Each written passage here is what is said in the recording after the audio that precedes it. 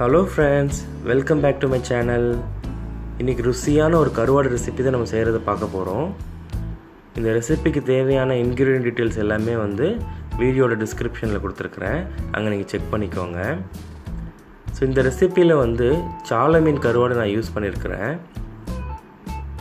So சால மீன் கருவாடோ எந்த கருவாடோ first ஒரு 1 hour நல்லா ஊற வச்சு அந்த ஷெல்ஸ் எல்லாம் ரிமூவ் பண்ணிக்கணும். அதுக்கு அப்புறம் கல் உப்பு போட்டு நல்லா க்ளீன் பண்ணிட்டு லெமன்ல ஊற வச்சு மேரினேட் பண்ணிக்கணும்.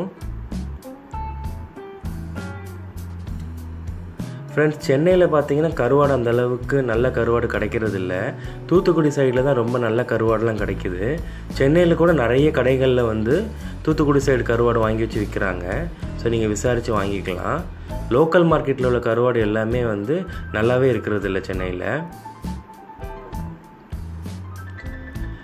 கருவாட்டில் லெமன் ஏன் புளிகிறோன்னா, லெமன் புளிஞ்சு நீங்கள் மேரினேட் பண்ணிட்டீங்கன்னா கருவாடோட அந்த கருவாடு ஸ்மெல்லே போயிடும்.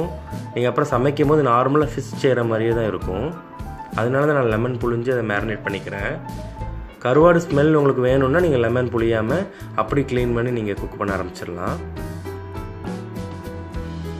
ஸோ ஒரு மண் சட்டியில் ஒரு 25 ml நல்லெண்ணெய் ஊற்றி அதில் கொஞ்சம் கருவேப்பிலை போட்டு வதக்கிட்டு வெங்காயம் போட்டு நல்லா பொன்னிறமாக வதக்கணும். ஸோ வெங்காயம் வதக்கும் போது லைட்டாக நீங்கள் உப்பு ஆட் பண்ணிக்கிட்டிங்கன்னா அது சீக்கிரமாக வதங்கி வந்துடும்.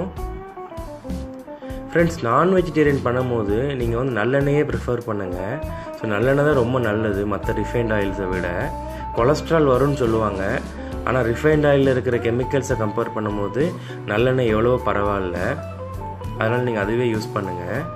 ஸோ இப்போ நான் உப்பு ஆட் பண்ணுறேன் வெங்காயம் குயிக்காக வதங்கிறதுக்காக. ஸோ வெங்காயம் பாதி வதங்குற ஸ்டேஜில் இருக்கும்போது நீங்கள் கட் பண்ணி வச்சுருக்கிற மிளகாவை ஆட் பண்ணிக்கலாம். ஸோ நீங்கள் எவ்வளோத்துக்கு எவ்வளோ கருவாடு போடுறீங்களோ அந்தளவுக்கு மிளகாய் ஆட் பண்ணணும். அது நல்ல டேஸ்ட் கொடுக்கும். இப்போ வெங்காயம் நல்லா வதங்கிருச்சு. ஸோ இப்போ அதே இதில் கருவாடு பீஸை நான் ஆட் பண்ணி நல்லா வதக்க போகிறேன். கருவாடை ஆட் பண்ணி கொஞ்சம் வதங்குற ஸ்டேஜில் நீங்கள் மசாலாலாம் போட்டுடலாம். ஸோ நான் இன்றைக்கி மிளகாய் பொடி, அப்புறம் மல்லிப்பொடி, அதுக்கப்புறம் ஜீரகப்பொடி, இந்த 3 பொடி தான் நான் யூஸ் பண்ணியிருப்பேன் இந்த ரெசிப்பியில். உங்களுக்கு தேவைன்னா சோம்பு கொஞ்சம் ஆட் பண்ணிக்கலாம்.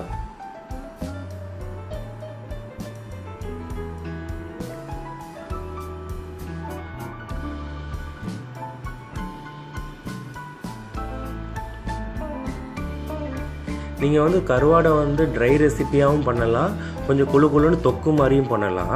ஸோ நான் இன்றைக்கி பண்ணுற ரெசிப்பியில் நான் கொஞ்சோண்டு புளி கரைச்சி நீங்கள் ஊற்றிட்டிங்கன்னா தொக்கு மாதிரி நல்லா டேஸ்ட்டாக வந்துடும். ஸோ நான் இன்றைக்கி புளி யூஸ் பண்ணலை, நான் அதை ட்ரை ரெசிப்பியாக தான் பண்ணியிருக்கிறேன், வறுவல் மாதிரி. ஸோ நீங்கள் நல்லா வறுக்க ஆரம்பிச்சிடணும் இந்த மசாலா போட்டதுக்கப்புறம். ஸோ மசாலா அந்த கருவாட்டில் நல்லா இறங்கி கொஞ்சம் கலர் மாறுற ஸ்டேஜில் ஒரு முட்டையை எடுத்துக்கிட்டு முட்டையோட வெள்ளைக்கருவு மட்டும் ஆட் பண்ணி அதை சேர்த்து வதக்கணும். ஸோ முட்டை எதுக்கு ஆட் பண்ணுறோன்னா, கருவாடு கூட முட்டை நீங்கள் ஆட் பண்ணும்போது அது ஒரு ஸ்பெஷல் டேஸ்ட்டை கொடுக்கும். சாப்பிடும் போது நீங்கள் அந்த முட்டை இருக்கிறதே ஃபீல் பண்ண மாட்டீங்க, ஆனால் கருவாடுக்கு ஒரு அடிஷ்னல் டேஸ்ட் அதை என்ஹான்ஸ் பண்ணி கொடுக்கும். அந்த அளவுக்கு நீங்கள் இதை வறுக்கணும். முட்டையோட மஞ்சக்கரு நீங்கள் ஆட் பண்ணக்கூடாது. ஆட் பண்ணிங்கன்னா அது மொத்தமாக டேஸ்ட்டே ஸ்பாயில் பண்ணிடும். ஸோ வெள்ளைக்கரு மட்டும் ஆட் பண்ணிவிட்டு நல்லா வதக்கணும். எப்படி ஒரு 5 minutesஆவது நீங்கள் அதை வதக்கிட்டே இருக்கணும் கண்டினியூஸாக, மீடியம் ஃப்ளேம் வச்சு. ஸோ கலரே மாறும் அப்படி. ஸோ முட்டையோட கலரும் மாறிடும், கருவாடோட கலரும் மாறிட்டு ரெண்டும் ஒரே டிஷ் மாதிரி மிக்சடாக தெரிய ஆரம்பிச்சிடும். அந்த ஸ்டேஜில் நீங்கள் இறக்கிடலாம். இந்த ஃப்ரெண்ட்ஸ், இந்த ரெசிபி ரொம்ப சிம்பிளான ரெசிபி தான் ஃப்ரெண்ட்ஸ். இது சாம்பார் சாதம், ரசத்துக்கு, அப்புறம் தயிர் சாதத்துக்குலாம் சூப்பராக இருக்கும் இந்த ரெசிபி. ஸோ நான் இதை தயிர் சாதத்துக்கு தான் வச்சு சாப்பிட்டேன் இந்த ரெசிப்பியை. ஸோ கொஞ்சம் கருவாடு வதக்கல், அதுக்கப்புறம் கொஞ்சோடு சின்ன வெங்காயம், அப்புறம் ஒரு மிளகா வச்சு நீங்கள் பழைய சோறு சாப்பிட்டீங்கன்னா அவ்வளோ சூப்பராக இருக்கும், அமிர்தம் மாதிரி இருக்கும். ஸோ நீங்கள் மறக்காமல் இதை ட்ரை பண்ணி பாருங்கள் ஃப்ரெண்ட்ஸ். என்னோடய சேனல் நீங்கள் இன்னும் சப்ஸ்கிரைப் பண்ணலாம், சப்ஸ்கிரைப் பண்ணுங்கள். அதுக்கப்புறம் உங்கள் ஃபேமிலி, ஃப்ரெண்ட்ஸ் எல்லா சர்க்கிள்லேயும் என்னோடய வீடியோஸை ஷேர் பண்ணி ஹெல்ப் பண்ணுங்கள். தேங்க்ஸ் ஃப்ரெண்ட்ஸ், தேங்க்ஸ் ஃபார் வாட்சிங். Will see you in another video. Bye.